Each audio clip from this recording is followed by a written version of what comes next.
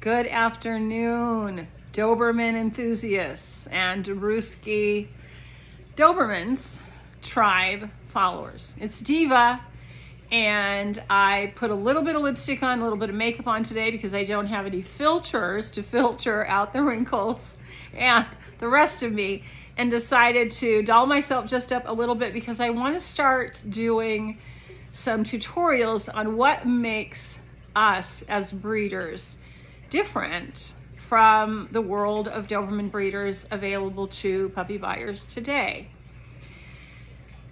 Anyone who owns a Doberman, anyone who's owned a Doberman in the past 50 years probably has experienced the passing of that dog premature by any canine definition, meaning that many of us, especially those of us that have show dogs and show lines, have seen a decrease in longevity and an uptick in genetic disease being passed on, namely dilated cardiomyopathy.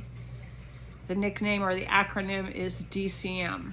If you do not know that word, consider yourself blessed. If you do know that word and know the pain of that word, we feel for you. And we, although have not lost any dogs to DCM, we have lost them too soon by our estimation. And so what we bring to the table as Doberman breeders is quite a lot of history in dog breeding. I have been a dog breeder off and on since the 1980s, so about 46, 47 years. I think the first litter of dogs I ever bred, a litter of Dobermans from a Marienburg female that I had, that I bred to a Marienburg stud dog. I think it was 1983. My very first foray into the breeding of dogs world was with a dog that at that time was a decent pedigree and a decent dog. I was in my 20s and we had a litter of Dobermans, and I don't remember much beyond that experience. My next experience, I actually got a Doberman Rottweiler mix. And like a backyard breeder or just a hobby breeder, in my own naivete and ignorance, thought, oh, how cool, I'll breed some Doberman Rottweiler mixes and I'll sell those puppies and I'll keep one. I did exactly that. I had 2 litters of those dogs out of my dog Maggie, who looked very much like a Doberman, was 50% Doberman, 50% Rottweiler. Bred her to a Rottweiler. Had a lovely litter of puppies. They all sold, went to lovely homes, and were lovely, well cared for dogs. I suspended that breeding for a long time, for a number of years, until I got Neapolitan Mastiffs in the 1990s. And at that time, I got a very poor quality, which I thought was a good quality. But what I bought was a Neapolitan Mastiff based on longevity, and that was back then. The sire of that dog lived to be 16. It was a Neapolitan Mastiff. That dog I bred twice as well, and I had 2 litters of puppies out of her. They had a life expectancy of about 10 years, and I felt that was just too short of a period of time. So for 20 years, I had Neapolitans. I had a 7-year-old die in my arms of liver failure, breathed her last breath on my porch right here. She was 155 pounds. Her mother subsequently died of DCM. I did not know then, but I know now that she dropped dead of DCM when she was 7 years of age. That was my first experience with DCM. Subsequent to that, the day that my last Neapolitan Mastiff died, she was a rescue, was the day that Gemma Rose, Pride of Russia's Red Rose, I purchased her from Moscow, had her imported here, because like so many others, I was incredibly naive and felt that all of the evidence of European lines was that they looked to me like the breeders were more conscientious and healthy. They were doing a lot of health testing and listing their health testing of their dogs in addition to all of the titles of their dogs that they had achieved. And I chose a very large commercial kennel by the name of Pride of Russia. Subsequent to that, this past 13 years, I've learned a lot about them and why I'm doing this tutorial now on pedigrees and the importance of knowing what to look for in a pedigree and how to look for longevity in a pedigree. How do you find that? How do you know that's there? So I got Gemma Rose. And I began my quest of looking into and reading articles, peer-reviewed articles, science journal articles about the genetic condition of this breed and purebreds in general, based on the studies in a poodle project that was done, I'm going to say 20 years ago, maybe 30 years ago now. I got led down the path of studying pedigrees, studying scientific journals, studying the genetics of this particular breed. I became obsessed with it, and I've spent the last 13 years learning the hard way, like so many of us, that we trusted that a breeder has the best intention in mind, and I'm sure that most breeders do, but what they lack is education in the severity of the depression that has happened in this particular gene pool of this breed. Now, for those of you that are still following along at this point of the video, the rest of the video, I'm going to focus on what we have done differently in our breedings by showing you some of my pedigrees and what to look for and why it's important. There are about a half dozen pedigree databases available for which anyone, a naive novice like myself, can go out there and learn a lot by spending more time looking over pedigrees and the names of the kennels of dogs that you are drawn to based on the puppy porn that we see out there of pictures of puppies out there. I recently went to a website by Vital Screen, who, by the way, is a very large commercial breeder, and they have magnificent dogs. Absolutely magnificent. But now we have an acronym, not an acronym, but we've got an old colloquialism that we have used in the United States for a long time, and the term is drop dead gorgeous. Well, when I use the term drop dead gorgeous, I literally mean they're dropping dead and gorgeous. They are so stunning, so head-turning, you simply can't look away.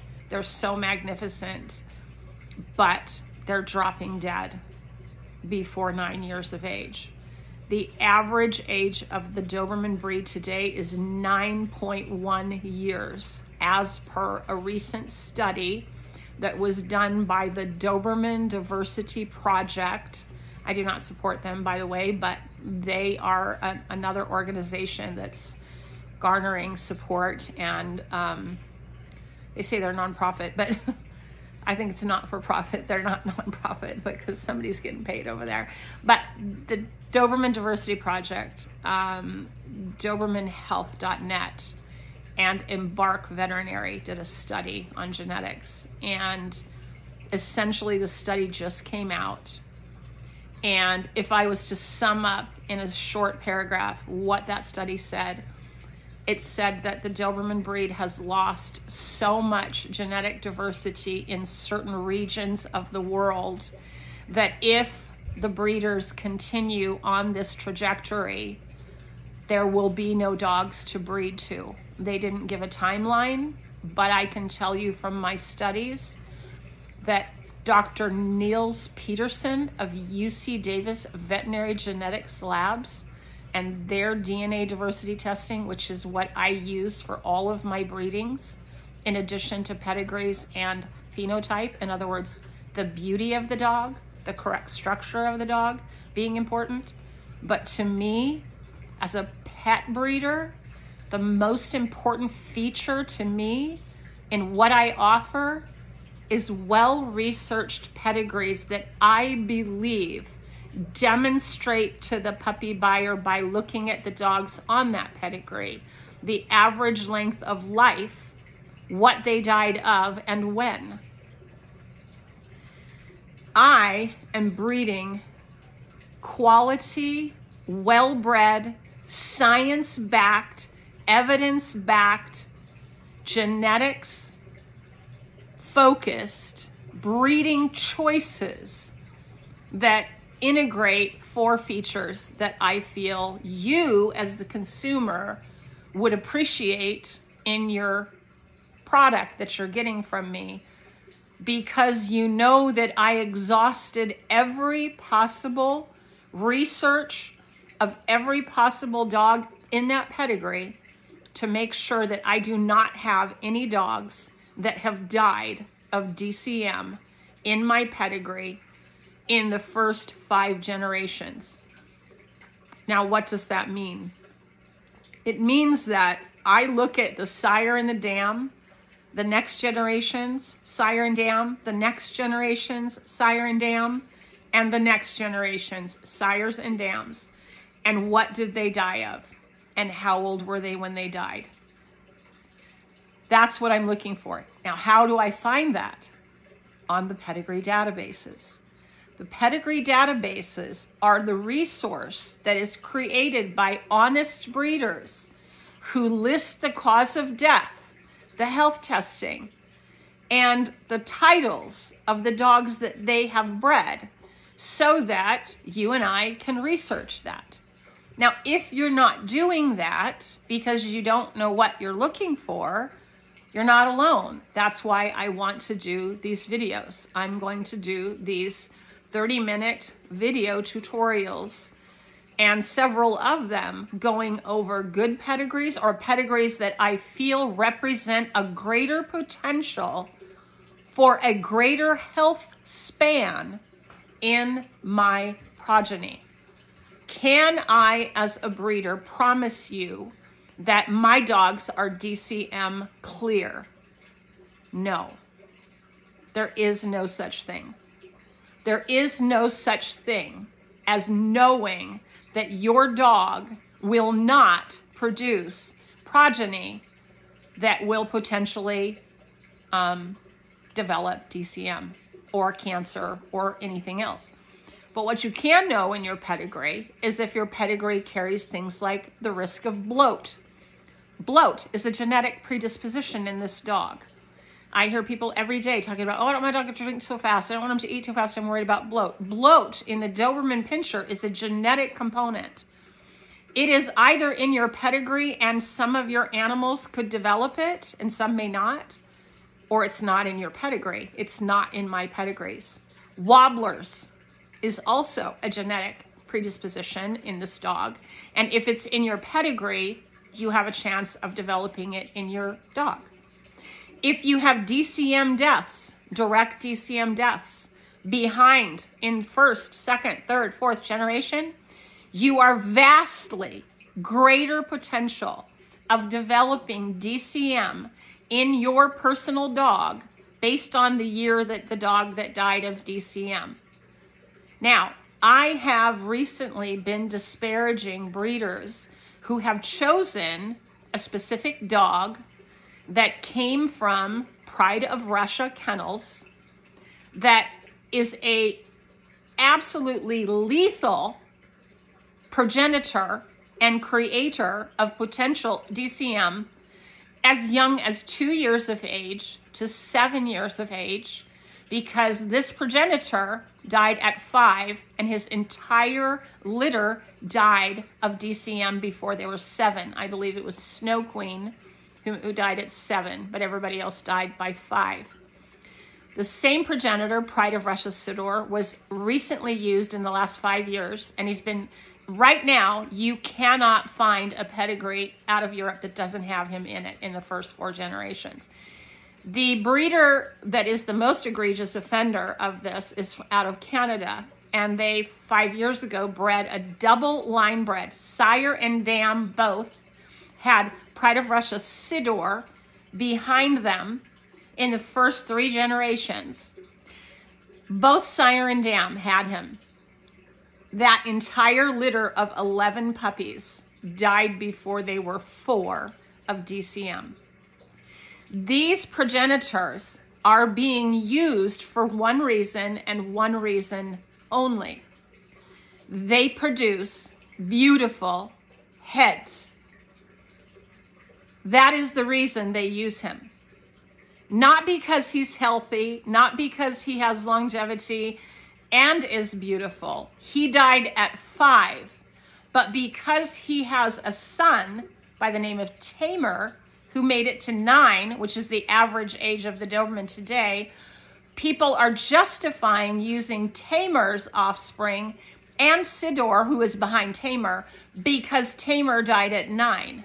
Out of all of the Pride of Russia Sidor progeny, I think it would be a wonderful project, and I'm seriously considering taking it up, of actually delineating out how many breedings of Sidor have been done and how many of his progeny are already dead or are diagnosed with DCM currently, as well as Fedor del Nazi, who was used extensively, and when paired with certain females, that dog produced a massive amount of DCM, even though he himself made it to about 10 and died of prostate cancer. He was bred over 400 times in the country of Europe, which isn't very big, leaving not very many dogs available that do not have him in the pedigree.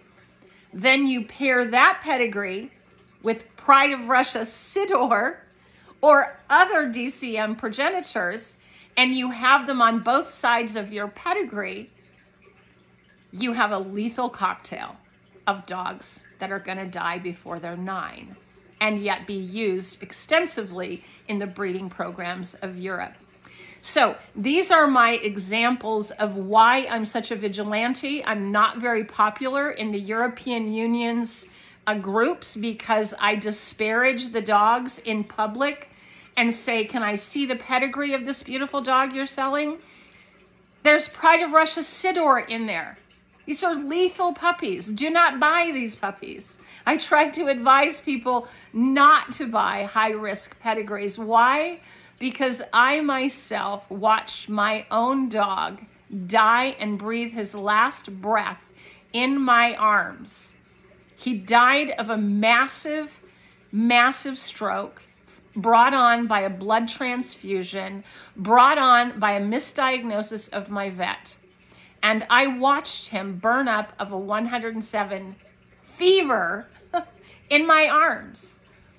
And that pain will never be erased from my mind. And as a breeder, maybe I just am too empathetic, but I cannot get that out of my mind when I think of the puppies that I'm breeding. Do I want to knowingly create a dog that is going to break the heart of the purchaser?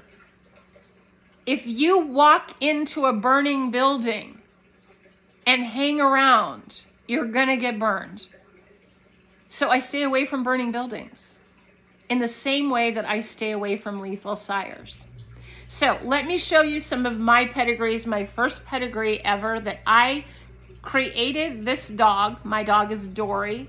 She was bred from my dog, who was an import from Poland, a very low risk pedigree that didn't have a lot of popular sires known for this stuff and issues. And so I chose him specifically because he was magnificent from a beautiful kennel, Duralex Polonia Kettles in Poland. I'm grateful to them forever for creating that litter. That was the F litter. It was Leo von Markeschenland and Duralex Polonia Coppola. Duralex Polonia Coppola lived to be 12 years, 9 months, almost 13 years old. Her mother, Cartania Benemeritus, she made it to 11. That is the longevity portion of this pedigree that has 2 dogs in it. Leo von Markeschenland, who lived to be 10. His progeny, one of his progeny, Chester von Topperstad, lived to be 13. And other Leo progeny lived a little longer. He does have some progeny that produced DCM. But behind him, I have no DCM deaths of any dogs at all. So this is going to be backwards for you and hard for you to read. But, well, yes, this is going to be really hard for you to read. When you're looking at a pedigree, you have sire and dam. This is the dog here, sire and dam. And these names, when you look into a pedigree database, you can actually pull this dog up in a pedigree database. Doberbase.ru is the database, and you can find out how long these dogs lived. And when you actually look at these pedigrees in Doberbase.ru, which is the European dog database, it will tell you what the average age of that bunch of progenitors was, the average age of these progenitors, the average age of these progenitors. Many of the very toxic pedigrees that you will see have average age of 6 or 7. You've got dogs that died at 3, at 4, at 5, at 6. The average age of that entire generation could be as low as 6 or 4. It could be as high as 10 or 11 with more dogs that lived longer. And so as a breeder, my work cut out for me to choose the next dog to breed to, because I've already done the research on my own pedigrees. This particular pedigree was chosen specifically because this dog, my dog, the Polish dog, was a grand champion. This dog here that I bred to was what's considered hobby lines, lines that don't have champion dogs behind them. The reason I chose those dogs is because in surveys for decades, and I recently did my own survey of 50,000 Doberman attendees in a group, and I asked in the group, how many of you have had a dog that lived to be 11 or more, and where did that dog come from? Did it come from a champion line? Was it European? Was it working lines? Was it a backyard breeder? Was it a rescue? Where did you get that dog? And what was the heritage of that dog as you know it? Where did it come from? In that survey, I had well over 500 responses. And 99% of the responses of dogs that made it 11 to 19, there was a 19-year-old alive in that query that I posted. And she sent a picture of the dog sitting in an ATV cruising around. Every single one was from hobby lines or backyard breeders, quote unquote, the bad guys. Less than 1%, 5, 6 dogs were from champion bred, European champion bred lines. Now this was a small smattering. This was about 500 people out of a group of 50,000. But it is a demographic representation of the status of this breed today. And as a consumer, you've been led to believe that hobby lines are the problem, the reason why we have so many rescues. That's actually false. Many rescues are dogs that people paid $2,000 and $3,000 and $4,000 for and end up in a rescue because they can't handle them for whatever reason. Pedigree is everything in any purebred dog. Absolutely everything. If you do not know how to research a pedigree, do not buy a purebred dog. It is Russian roulette. You are better off going to a rescue and getting a backyard bred dog from a rescue, and it very could potentially live well into its teens. It may have some health issues. It may be ugly. It may not be the beautiful dogs like you see on Vital Screen, which, by the way, take your breath away. Mine too. But I wouldn't take a Vital Screen dog if you gave it to me. I wouldn't breed it. I would not subject anyone to the toxic dogs that proliferate in those pedigrees. Toxic meaning they do not have enough genetic diversity left in all of Europe, in all of these lines, to sustain this breed another 20 years. Dr. Nels Peterson, I said earlier, is a professor emeritus, veterinary genetics labs. He is the founder of the Doberman diversity DNA test that UC Davis provides for breeders like myself. We then have a website that we can update this data onto called betterbred.com. And we can do litter analysis pairings with the DNA data of a specific stud dog and a specific dam, and decide based on the DNA evidence how unique and how much of an improvement on the genetics that progeny would be if you made that choice, or the reverse, whether it would be a recession in genetic diversity. You would be going backwards, in other words. So you'd not be improving your progeny. You would be either going laterally, staying static, or going backwards. So as a breeder, I'm in a very small majority of breeders who breed for health and longevity and not for a show dog. I went the show dog route. I actually did do that, and I actually sought that out early on and thought by doing that, I was validating my dogs.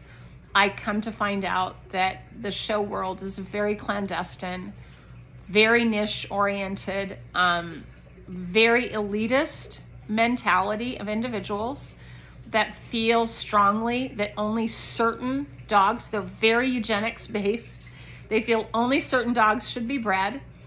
And even though they may have absolutely stellar and magnificent dogs who in the AKC pedigree, you can actually look on AKC and see if your dog has what's called a longevity certificate. If dogs in the pedigree have an LC behind them, in other words, they have a champion or something on the front and then a little number on the back that says 13 LC or LC 13, that means the dog was registered, still alive or just deceased at that age, and it lived that long. So you can actually verify on an AKC pedigree how many longevity certificates are in there if you're looking for American lines, or if you're looking for European lines, you can use doberbase.ru and look at the longevity of each generation and the longevity of the dogs behind, and also see what they died of. Did they die of cancer? Did they die of DCM? Did they die of bloat? Did they die of wobblers? And thereby avoid those pedigrees that carry those genetic traits that you don't want. Somebody else can buy them. You don't have to buy them. So a pedigree is the most important document, not because it's a registry, but because of the information it contains about the animals used to create the animal you want to buy. The animals you want to buy from me have been screened for longevity certificates, if they're American hobby lines or American AKC champion lines, or what they died of and the age that they died, and the average longevity of my pedigrees is 10 years. The dogs that in my pedigrees are probably going to make it to 10 or longer. Does that mean that none of the puppies I've created could develop DCM? Absolutely not. They could. My own dogs could develop DCM. I have not eradicated it from my pedigrees. You cannot. But what you can do is lessen the impact, lessen the potentiality for it, or if it's going to develop, it might develop later like at 10 years or 11 years of age. And then if you put them on medication, they can live a little bit longer, another few years. So guys, know your pedigrees, please.